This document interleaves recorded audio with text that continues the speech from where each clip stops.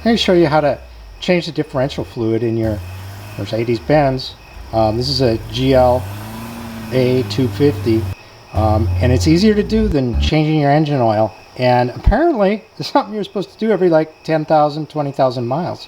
I haven't done it for at least, I've never done it, never changed the differential fluid on any car that I owned.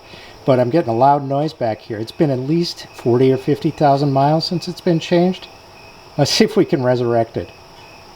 I tried recording the noise that I was getting from the rear differential, and I thought I had it, but I just don't. I can only describe it. It sounds like a binding. It's a rhythmic tap, tap, tap, tap, tap, tap, especially when it's warm, and you can feel it. It's like the rear wheels are binding together like four-wheel drive on tar, and it just, you know it's coming from the differential. If you've got that sound, here's how you can fix it for very little money, relatively little money. What I've learned from YouTube videos is that there's a fill hole on the side here, and then there's the drain plug right here, and they're just little kind of smallish Allen wrenches. Obviously, I used to have a socket. I think my son took it from me, so I'm just using a regular Allen wrench, and I already cracked it open. It's possible. It's not that tight. So I'm just going to drain all the fluid. I'm going to open the fill hole first here, and I'm going to drain all the fluid out. For being as old as it is, it's still brown. It doesn't look black. I'm going to let that drain while I go to the auto parts store and get a couple of new crush washers. Well, from what I've read, you're supposed to jack the back wheels up and turn them both the same direction 5 times to get all that oil out. I could do that. I also read that it doesn't really make a difference, and I'm just a little concerned that if I jack it up, put it in neutral, it's going to roll off the lift, and that would be really bad. So I'm going to pass on that for right now. Now we're going to just put the fluid back, the new fluid back in. I spent well over an hour going through the Reddit, internet, Amazon, trying to find a differential oil that met the specifications of Mercedes, but wasn't as expensive as the Mercedes, which was about $65 for 1 liter. I even bought one, and it just didn't seem like the right thing, so I had to return it. I think the really important thing is you don't want to put limited slip differential fluid in. And as a matter of fact, since you're probably not going to do this more than once or twice in the life of your car, just go buy it from the Mercedes dealership, bite the bullet, use the right stuff. It's 65 bucks. It's a lot, but better safe than sorry, I guess, in this. Well, this is the oil, $250 a gallon. You thought gas was expensive. It's the MB 235.62 that you need to put in here.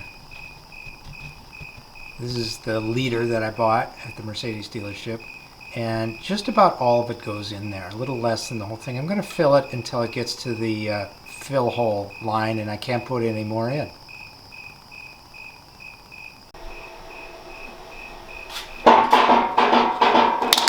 Oh, Jesus. This is the pump that I got off of Amazon to put the fluid into the differential. It looks like this. It comes with a bunch of different adapters and extenders, but the cap that was on it is the same size as fits on here. So I'm going to screw this into there, and then we're going to pump it into the differential.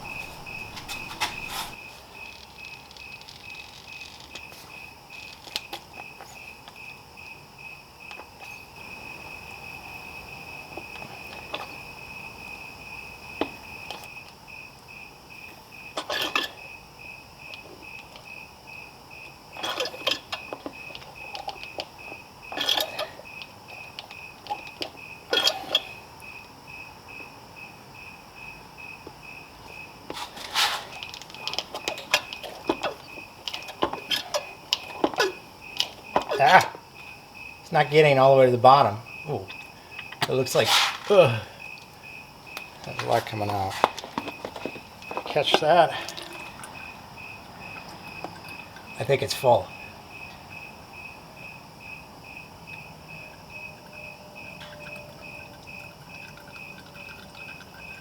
I guess I'll just let it drain until it hits the top of the full mark. It is, there's still, I'll show you the thing, but there's quite a bit left in the bottle.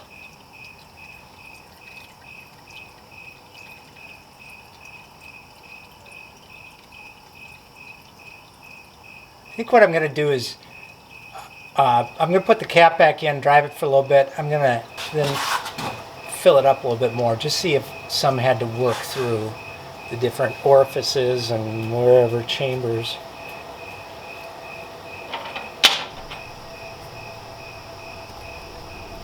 So after I went around the neighborhood and did some tight circles, make sure the differential's working, and then try to turn the wheel and floor it to get that, make sure the front wheels are spinning so that the solenoid in the back would engage the back.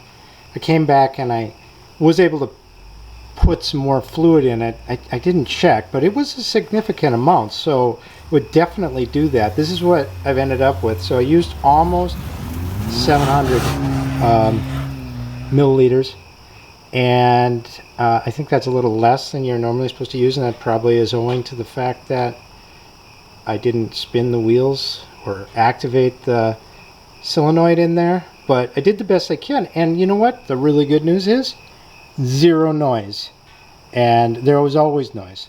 So that, I thought I was going to have to get a new differential. That fixed it. I'm going to go out, do a little longer drive, and before I post this video, I'll go on a much longer drive because it would get worse as it heated up, and I'll let you know if the sound comes back. But otherwise, go change your differential fluid, and do it now.